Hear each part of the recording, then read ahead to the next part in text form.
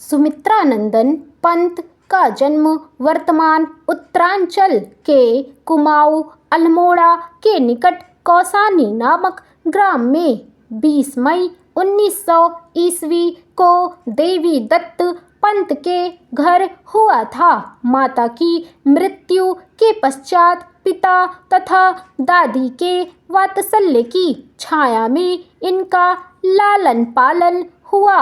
इनकी शिक्षा का पहला चरण अल्मोड़ा में पूरा हुआ। यहीं पर उन्होंने अपना नाम गुसाई दत्त से बदलकर सुमित्रानंदन पंत रख लिया। 1919 ईस्वी में पंत जी अपने मंझले भाई के साथ बनारस चले आए। यहाँ पर जय नारायण कॉलेज में और उच्च शिक्षा मयूर कॉलेज इलाहाबाद में प्राप्त की। 1950 ईस्वी में ये ऑल इंडिया रेडियो से संबद्ध रहे।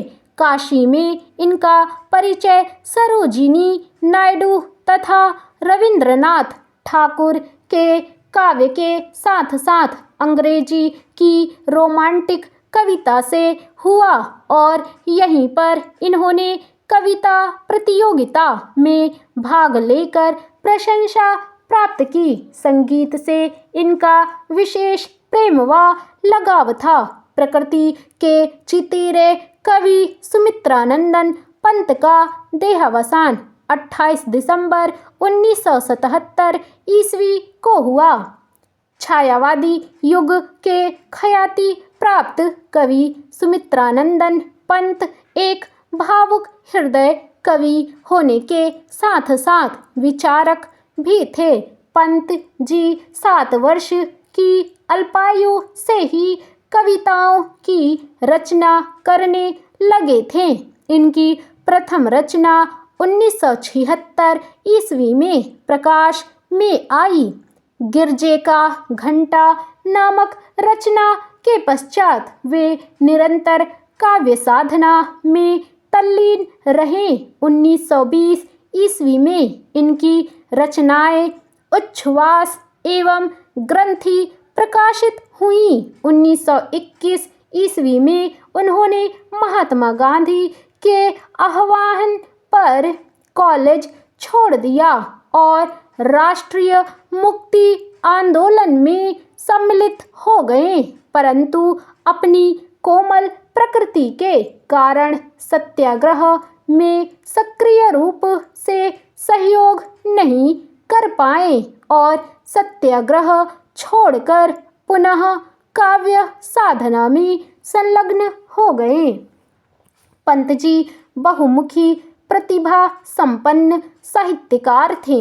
अपने विस्तृत साहित्यिक जीवन में उन्होंने विविध विधाओं में रचनाएं की। उनकी प्रमुख कृतियां लोकायतन, वीणा, पल्लव, गुंजन, ग्रंथि, स्वर्णधूलि, स्वर्णकिरण, युगपथ, उत्तरा, युगांत, युगवाणी और ग्राम्या आदि प्रमुख हैं। इनकी अंतर्दृष्टि तथा संवेदनशीलता ने जहां उनके भाव पक्ष को गहराई और विविधता प्रदान की है, वहीं उनकी कल्पना शक्ति और अभिव्यक्ति कौशल ने उनके कला पक्ष को संवारा है। इनके काव्य में कल्पना एवं भावों की सुकुमार कोमलता के दर्शन होते हैं। इनकी कविताएं अत्यंत कोमल मृदुल भावों को अभिव्यक्त करती हैं। इन्हीं कारणों से पंत को प्रकृति का सुकुमार कवि कहा जाता है। प्रकृति और सौंदर्य के सुकुमार कवि छायावाद के प्रमुख स्तंभ, प्रगतिवाद के गायक, अरविंद दर्शन के व्याख्याता और कोमल अनुभूतियों के संवेदनशील चितेरे सुमित्रानंदन पंत आधुनिक युग के महान कवियों की श्रृंखला में शीर्ष स्थान पर प्रतिष्ठित हैं। पंत जी का संपूर्ण काव्य आधुनिक साहित्यिक चेतना का प्रतीक है। उनके काव्य में भारतीय दर्शन, आध्यात्मिकता, नैतिकता, भौतिकता और भारतीय समाज के विभिन्न पक्षों का भी अद्भुत चित्रण देखने को मिलता है। सुंदरता और कोमलता उनके दर्शन और दृष्टिकोण के ही नहीं वरन उनके व्यक्तित्व के भी अविकल अंग हैं। पंत जी सौंदर्य के उपासक थे। उनकी सौंदर्य अनुभूति के तीन मुख्य केंद्र रहे हैं: प्रकृति, नारी तथा कला सौंदर्य। उनके काव्य जीवन का प्रारंभ ही प्रकृति चित्रण से हुआ है। पंत जी की भाषा सरस, सुकोमल, खड़ी बोली है। भाव और विषय के अनुकूल मार्मिक शब्दावली उनकी लेखनी से सहज प्रवाहित होती है। इनके काव्य में गीतात्मक, मुक्तक शैली का प्रयोग देखने को मिलता है। प्रकृति के चित्रण में भावात्मक, आलंकारिक, विधायनी शैली का प्रयोग हुआ है। विचार प्रधान तथा दार्शनिक विषयों की शैली विचारात्मक एवं विश्लेषणात्मक रूप में मिलती है। पंत जी ने परंपरागत एवं नवीन दोनों ही प्रकार के अलंकारों का भव्यता से प्रयोग किया है। बिंबों की मौलिकता तथा उपमानों की मार्मिकता हृदयहारिणी है।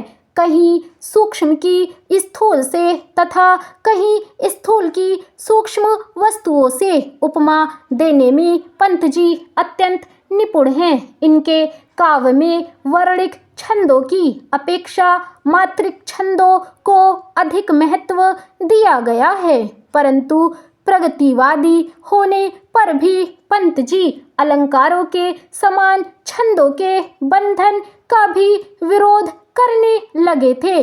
परंपरागत छंदों के साथ साथ नवीन छंदों की भी रचना की है। इन्होंने ज्ञता और ध्वनि प्रभाव पर ही बल दिया है, मात्राओं और वर्णों के क्रम तथा संख्या पर नहीं। पंत जी असाधारण प्रतिभा से संपन्न साहित्यकार थे। काव्य के भाव एवं कला पक्ष दोनों ही क्षेत्रों में वे एक महान कवि थे।